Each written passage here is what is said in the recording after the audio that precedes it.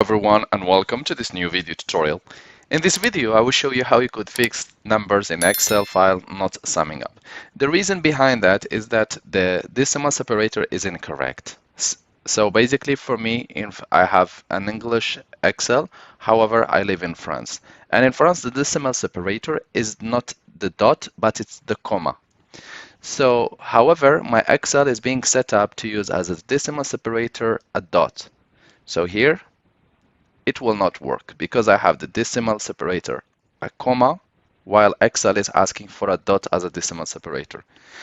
You might have the other way around, so to fix that, just press Ctrl, select the concerned numbers or the entire line, Ctrl F, replace all or replace, and here we will reverse. So if you have the decimal separator, a comma, you will put find what, comma, replace with a dot.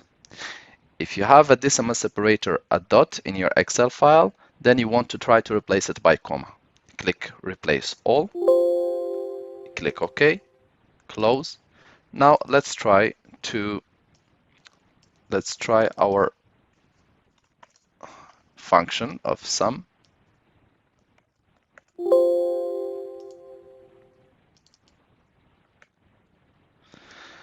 And let's see. So here, whenever I sum up the whole value, it shows me now as a sum 99.46. I will try again to do the sum function.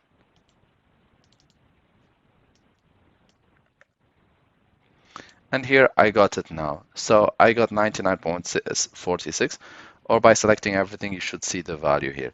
So you might want to try to change your decimal separator, the dot, by a comma, or a comma by a dot, and it should work for you.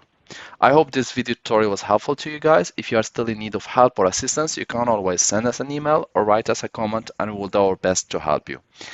If you would like to encourage us to make more videos, then you can always press like and share, and do not forget to subscribe to get our latest videos.